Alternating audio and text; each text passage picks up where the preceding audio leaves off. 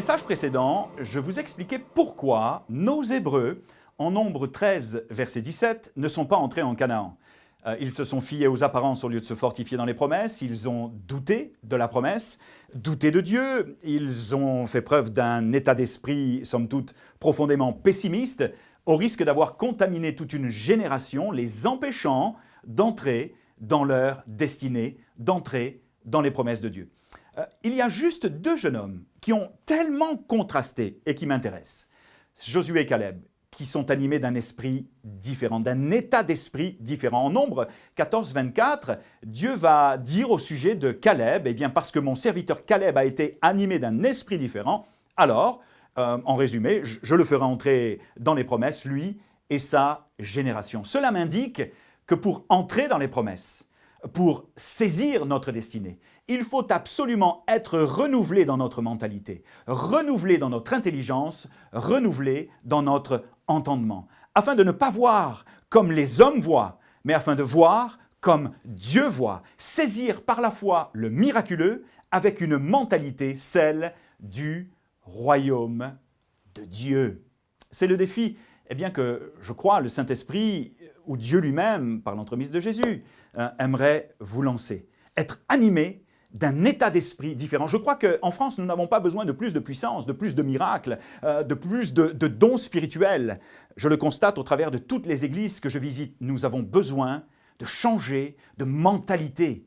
Saviez-vous que nous sommes, en France, d'après les statistiques internationales, le pays le plus pessimiste au monde? Je suis français, autant que vous, et parfois pas très fier de l'être à la lecture de cette statistique qui sonne comme étant tellement vraie.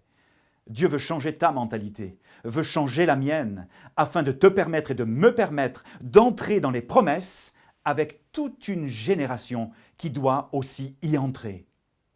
Dans Romains 12.2, il y a quelque chose qui me passionne.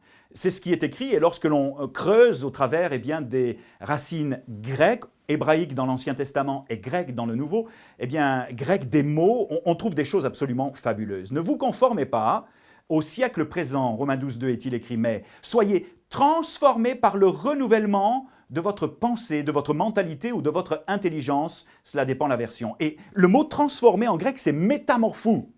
Métamorphou qui donne métamorphosé. Soyez donc entièrement métamorphosés dans le renouvellement de votre intelligence, de vos pensées et de votre mentalité. Vous saurez à ce moment-là, vous serez capable à ce moment-là de discerner la volonté de Dieu, ce qui est bon ou mauvais. La métamorphose, c'est quelque chose qui procède de l'intérieur, qui ne dépend pas de nous, mais qui dépend d'un travail subtil du Saint-Esprit que nous devons lui laisser faire. Pourquoi? Parce que de cette mentalité renouvelée va jaillir quelque chose de foncièrement différent.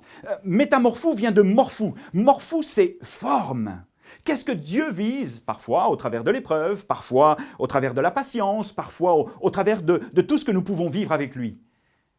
C'est que quelque chose se forme en nous afin que la métamorphose se voit et soit encore plus éclatante. Et qu'est-ce qui est censé se former, se morphou en nous? Le caractère de Jésus-Christ. Nous avons besoin d'hommes et de femmes dans cette nouvelle génération qui se laissent former, transformer, métamorphoser à l'image de Jésus-Christ, afin d'épouser non pas cette mentalité, dirais-je, terrestre, charnelle et humaine, mais cette mentalité du royaume de Dieu qui nous propulse dans les promesses. Être formé, que quelque chose se forme en nous, que le caractère de Jésus prenne forme dans nos vies. Ainsi, nous pourrons dire, non pas ma volonté, mais ta volonté. Les gens vont voir dans nos vies, parfois à notre insu, non pas le Philippe, le Jean-Michel, la Béatrice ou quelque autre personne que ce soit, mais le caractère de Jésus. Ce que les gens cherchent, ce ne sont pas des hommes et des femmes qui vont avoir une belle prédication et une belle prestance. Ce sont des hommes et des femmes de caractère, des hommes et des femmes animés d'un esprit différent, qui vont revêtir, comme Jésus dans Philippiens, cette forme de serviteur.